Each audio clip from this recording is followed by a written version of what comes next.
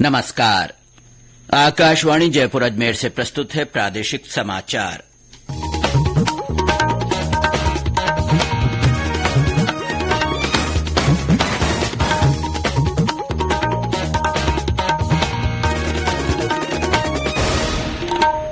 मुख्य समाचार। मुख्यमंत्री भजन लाल शर्मा ने कहा, आमजन को राहत देने के लिए ऊर्जा उत्पादन में आत्मनिर्भरता महत्वपूर्ण। करणपुर विधानसभा सीट से चुनाव हारने के बाद भाजपा प्रत्याशी सुरेन्द्र पाल सिंह चीटी ने दिया मंत्री पद से इस्तीफा। बीकानेर संभाग के 25 गांव अपराध मुक्त घोषित, पुलिस इन्हें रोल मॉडल मानकर करेगी नवाचार। और प्रदेश में कई स्थानों पर मौसम का मिजाज बदला, कुछ जगहों पर मावठ।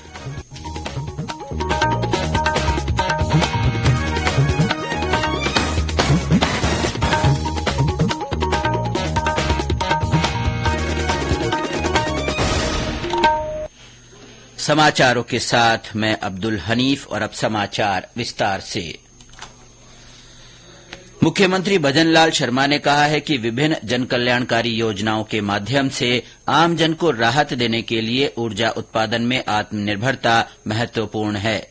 वे कल मुख्यमंत्री कार्यालय में ऊर्जा विभाग की समीक्षा बैठक को संबोधित कर रहे थे।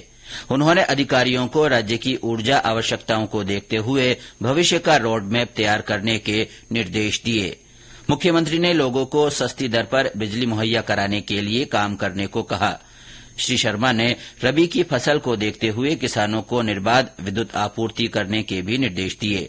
श्री शर्मा ने ऊर्जा विभाग को सभी विद्युत उत्पादक इकाइयों के प्रभावी संचालन और विद्युत वितरण का काम सुचारू रूप से करने को कहा।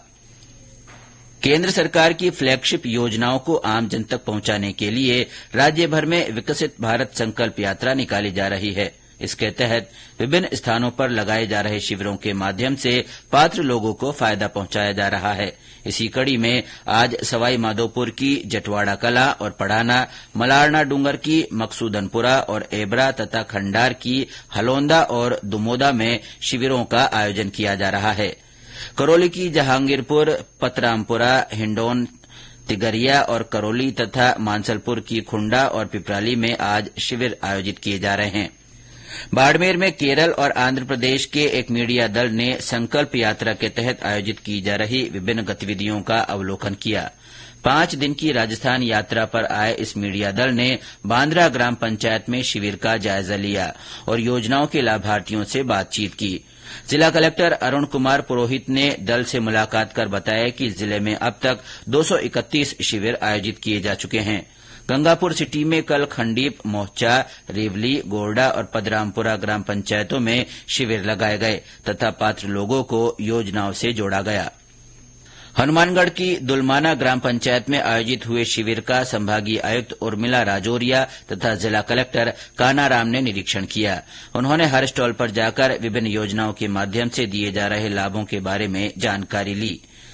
टोंक में कल निवाई की ग्राम पंचायत भरथला तथा उनियारा के मंडावरा गांव में शिविर लगाए गए।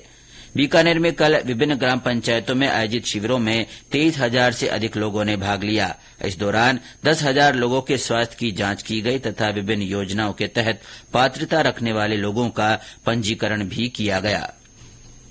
श्रीगंगानगर जिले की करणपुर विधानसभा सीट से चुनाव हारने के बाद भाजपा प्रत्याशी सुरेन्द्र पाल सिंह टीटी ने मंत्री पद से इस्तीफा दे दिया है। राज्यपाल कलराज मिश्र ने श्री सिंह का त्यागपत्र स्वीकार कर लिया।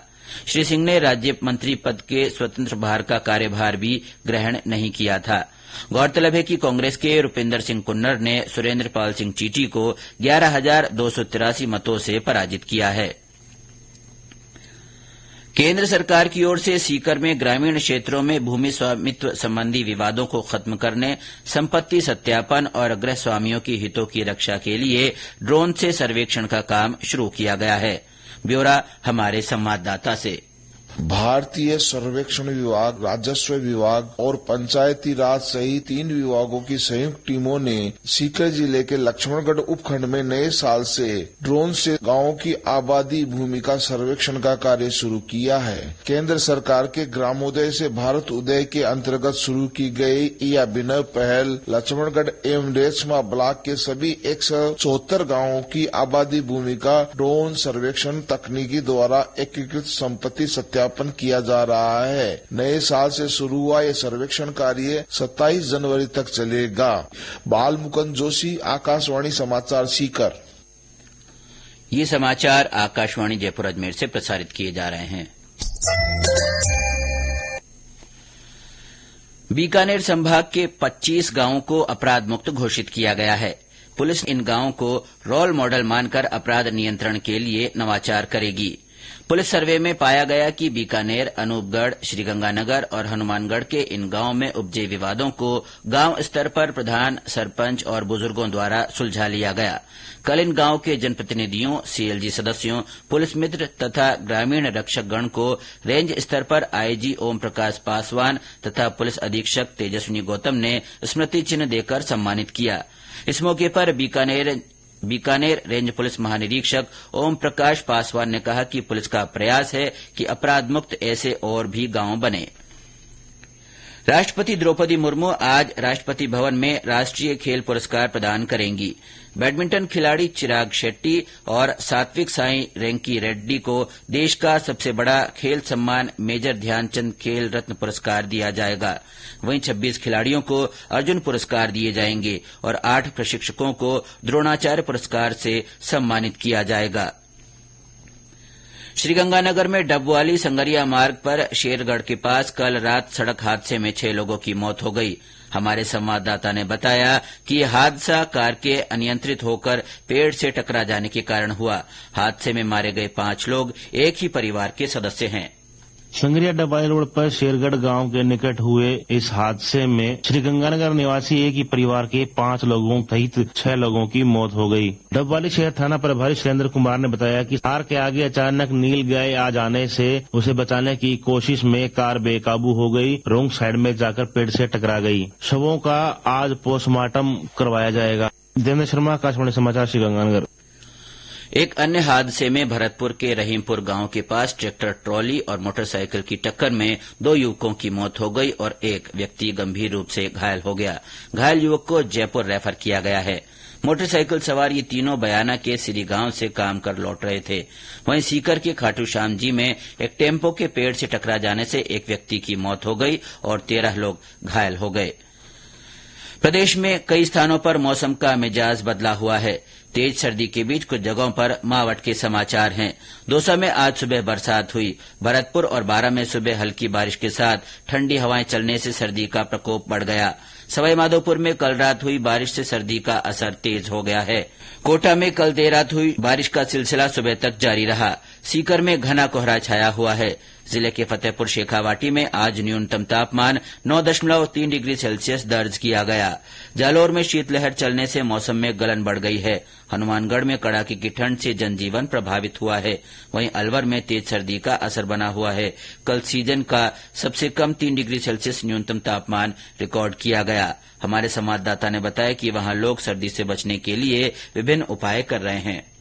अलवर जिले में सर्दी का प्रकोप लगातार जारी है। कल सोमवार को इस सीजन का सबसे कम तापमान 3 डिग्री सेल्सियस नोट किया गया। अलवर में पिछले 7 दिनों से न्यूनतम तापमान 8 डिग्री तक रहा। अब तापमान जवाब बिंदु की ओर अग्रसर है। बढ़ती ठंड से लोग बाग अलाव का सहारा ले रहे हैं। सूरज की किरणें भी गलन को कम नहीं कर पा रही हैं। कल सोमवार सुबह 8 बजे से लेकर दोपहर 12 बजे तक बाजार में सन्नाटा रहा। चहल पहल कम रही। शीतलहर भी जारी रही। वाहन लाइट जलाकर सड़कों पर रैंकर चल रहे हैं। विजिबिलिटी भी 100 मीटर से भी कम रह गई है।